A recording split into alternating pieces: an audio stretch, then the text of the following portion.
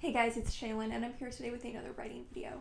So in today's video, I'm going to be recapping the drafting process for the novel that I just finished, which you guys know what is Saltbirds, but that's actually not really going to be the title. I'm probably going to change the title, but I've just been referring to it as Saltbirds because that's what I've been calling it from the beginning, and that's kind of what you guys know it as. It's kind of become a tradition on this channel that when I finish the first draft of a book, I make a video where I recap the writing process and kind of what the takeaways were from it. I finished the book and, I thought to the past two books I finished and how I had so much that I wanted to say in this video, or this equivalent video for those books. I was like, I don't even know what to say for this one. I wasn't even gonna bother doing it. I had the vlog where I finished the book. I was gonna cover it in a writing update. I kind of realized, this is maybe the weirdest drafting maybe not the weirdest. I also covered the bad parts of this drafting process in very, quite in depth. I feel like I should end the saga, talk about the takeaways, because I feel like this was actually a very weird drafting process and it probably is worth talking about. So I first got the idea for this novel in, I think it was maybe around May of 2021.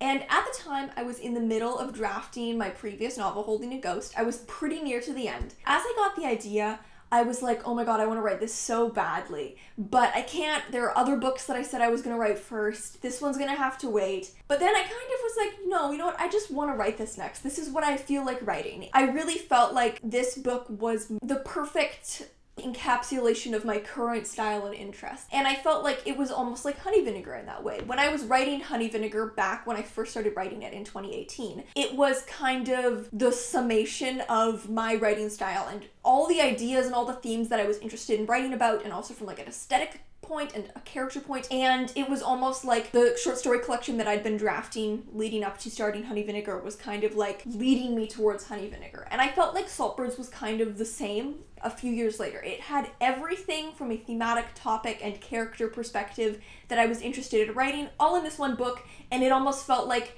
the end point of the second short story collection I'd been writing. It felt like something that was so born from this period of my life. I just wanted to start writing. I was in the middle of a bunch of other things, editing Honey Vinegar to quarry it, and I had just finished Holding a Ghost, and I didn't feel like it was a smart use of my time to start writing a book. And I wanted to start the book so bad. I wrote the first few chapters. I was very enamored with the voice. All these little different ideas were kind of appearing and I was very excited by it, and I couldn't tell you where this idea came from. I think it's because in some ways the idea is almost like a bunch of little pieces all fitting together. It's not necessarily, it wasn't one singular thing. But I do remember there was initially some playing around with different iterations of the character relationships. It's weird because I can't imagine the character relationships any other way. I couldn't tell you how much I wanted to start writing this book. So I finished Holding a Ghost in the summer of 2021, and after that a very bad burnout hit me, and I remember wanting to start writing it in the fall. I was going to start it for NaNoWriMo, but nearing that point I was just like, I have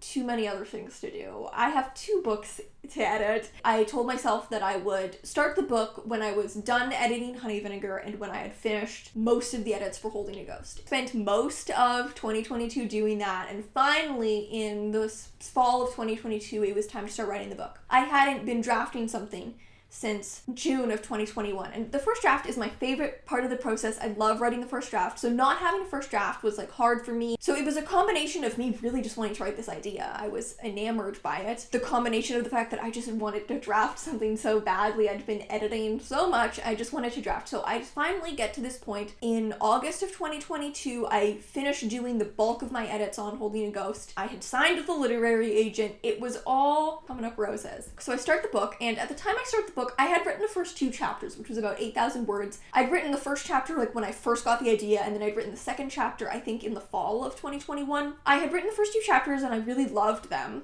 I loved the voice of the main character. The main character of my book, their name is Rowan. Initially, when I first got the idea for them, they were almost much more like Sybil, the protagonist of Honey Vinegar. The more that I actually worked with them, they turned into something very different, and I was very enamored with this character. They were very fun to write. So I felt really ready to write the book. Even though I'd written the preliminary 2 chapters, I say that I started writing this book in September of 2022, because that's when it was actually my main project and I was actually focusing on it, and I consider the first 2 chapters pre-writing. That's a normal part of my process. I often write the first few chapters way before I actually start the draft, and it was not everything that I had dreamed up. Couldn't get any kind of momentum on the project. The writing itself was not turning out well. well. Like, the scenes were just bad.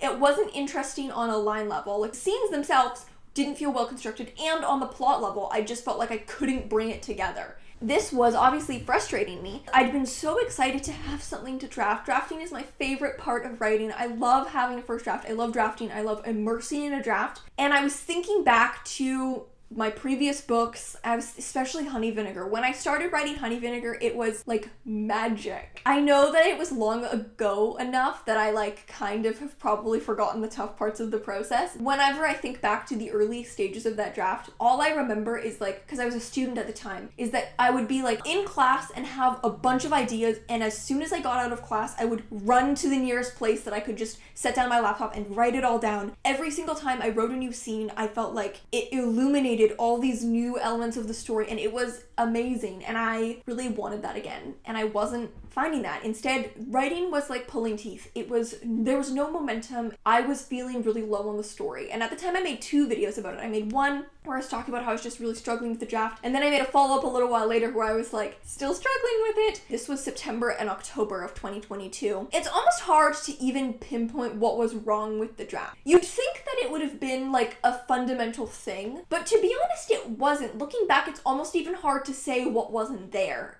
because it was a few very microscopic things, so microscopic that for some reason in combination the draft just wasn't moving. And I felt like I was at the time I tried so many different things, nothing was working.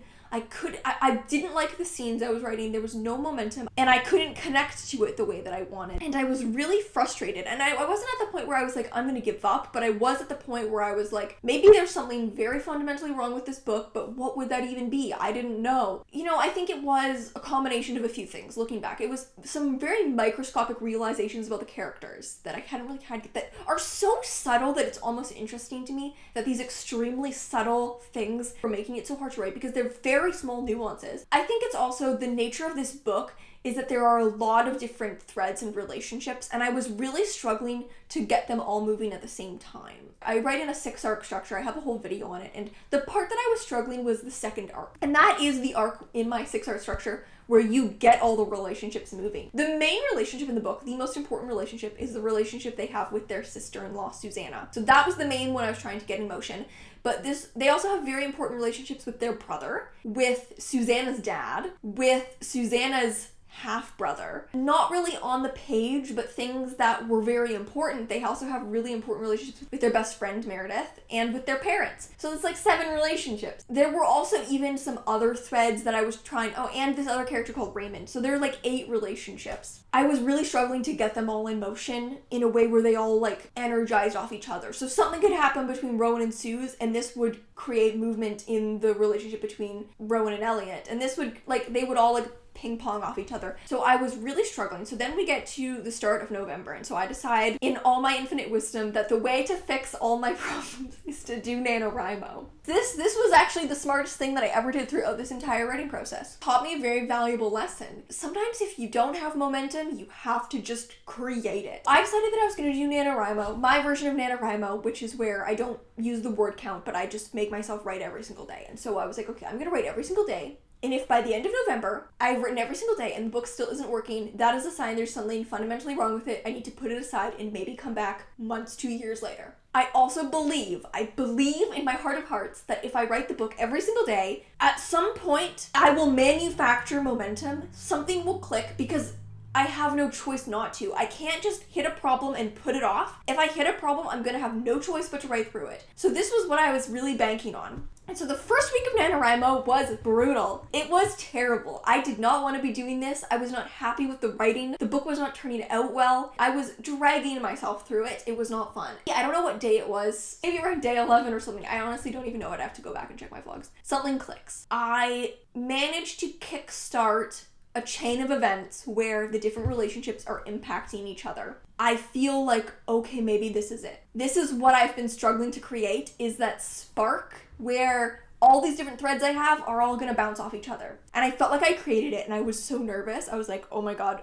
I can't lose this. And I didn't. It was such a small scene in the grand scheme of things. This one scene that I add kickstarted this causal chain, from that point onwards, it was a shockingly effortless draft. So I write until the end of November, and the rest of NaNoWriMo, I'm thrilled. I am so happy with a lot of what I'm writing. Eventually, I decided that I'm going to take December off because I have other stuff that I have to do. I have some deadlines I have to meet. And then in January, I end up having another writing project come up that I have to do on short notice. So I kind of end up having to extend the period between NaNoWriMo and getting back to the draft longer than I wanted to. I'm ready to get back to it at the start of February, and then I start having weird health issues, which I think I'm fine. Start writing the book again, I think it was like late February, and it takes like a couple days to get back into, which is to be expected, I think. During that period that I wasn't writing, I wanted to write the book so bad. I was constantly thinking about it. I wrote down so many notes, probably thousands of words of notes, full sections of dialogue. I was so ready. And so then I start really working on the book again in late February, mostly in March. My goal was to finish it by the end of May. Seems very reasonable because I had parts, I think 4, 5, and 6 of the book left to write. And so it made sense that I was just going to try and write one a month and be done by May. But then I get a chance to go to Europe with the flights paid for. I'm probably there. Hello from Portugal. Hope you're living your best life, Shaylin. Because my work was having a work retreat and it was in Portugal, and I was like, well, I'm not turning down a free trip to Portugal. And so then I was like, I want to finish the book before then. So I decided that I was just going to try and write every single day. I was done within the month. So it didn't even take a full month to write the rest of the book. Especially like the first week of the month was maybe like the best writing days of my life. I had a day where I wrote over 5,000 words, and for me that's very unusual. I have only written more than 5,000 words 3 other times in my life, and 2 of them were when I was in high school. It had been years since I had written that much in a day. And eventually my progress did slow down a little bit just because there was something else going on that I was super stressed out about. Kept writing. Eventually I decided to take a few days off when I was like 2 chapters from the end because I felt like I was close to burning myself out. So I took a few days off, and then I came back and I wrote the rest. It's weird because despite the terrible struggles near the beginning, and I literally was almost at the point of like putting it aside for months, if not years, in the end it almost felt like one of the easiest drafting processes of my life. Once it clicked, it was so easy from that point onwards, and I wrote the majority of the book. So I think my draft is like 75,000 words. I'd written 8,000 over like a year, so that's 67,000, and then I'd written 10,000 in that period I was really struggling. So that's 57K that was just written over NaNoWriMo, and then 3 weeks from late February to late March. I didn't think it was possible for me to write that fast, especially as a discovery writer, and it didn't feel like I was straining myself to write that fast. The words were just coming out that quickly. And in the end, I felt very pleased with the book. My main takeaway from this drafting process, if you care about it, keep trying. It's normal to struggle with a book. Sometimes it's like hard to even pinpoint what is preventing you from writing. Eventually, tiny little things clicked, and suddenly away I was. The thing that was keeping me going through that time was that I cared about the project, and there was something there that I cared about and that felt real and important to me. If I hadn't had that connection, I would have given up, but I felt like a care for it. Even when I was struggling, I still did feel enamored by it, and I was like, okay, as long as I care about it, it's worth trying. And I think the second thing that just really clarified for me was committing to making it work. It would have been really easy for me to give up at that point, or sit and wait around for the problem to solve itself, and try and wait, and probably the problem never would have fixed itself. But instead, I committed to making it work. And said, I'm gonna write this every day, and it better be good by the end. If something's not working, if the problem is with you, then you should take a break. But if the problem is with the book, then you need to keep working on it. And in this case, the problem was with the book. So I forced myself to keep working on it. Think if someone before had said to me, I'm having this problem, same as me, where I can't get my book to work and I feel like I can't immerse or connect with it fully the way I want, and it's not turning out well, I would have said to take a break. The takeaway for me was, the problem wasn't with me. I wasn't burned out or stressed. The problem was with the book. And so I committed to making it work, forced myself to create momentum, and it ended up creating real momentum to the point that the rest of the book was so easy to write. I am very pleased with the draft. Really, the only part of the draft I don't like is part 2, which is the part where I was really struggling, and nothing that a bit of editing can't fix. So I'm really not even worried about it. In the end, I'm very proud of what I created. Was very excited by what was emerging onto the page. As I was writing and seeing all these nuances emerge, I felt so excited by what was appearing on the page. It's weird because that was such a hurdle, but in the end, it feels like such a small, almost negligible part of this writing process. Even though in terms of time, it was a long time. It was like 2.5 months, which is more time even than I spent on the remaining almost 60,000 words of the book that were so easy to write. It feels like such a negligible part of the drafting process because it was such a small part of the book, and in the end, I didn't feel like it really impacted how I feel about the draft. In the end, I'm so pleased with the draft that it doesn't really matter to me. It was such a weird writing process. Like, I was so excited to write it, and then it was so hard when I actually got to write it. It was really hard to get over that hurdle, and then it was weirdly easy to the end. In the end, I was so happy with what I created. Part of why I wanted to make this video, because I think it seems like such a big deal if you look at this channel, given that I have like multiple videos, 2 videos and a NaNoWriMo vlog where I was really struggling, but in the end, it's like almost doesn't even matter. That's all for this video, guys. Thank you so much for watching, and I'll see you in another video. Bye!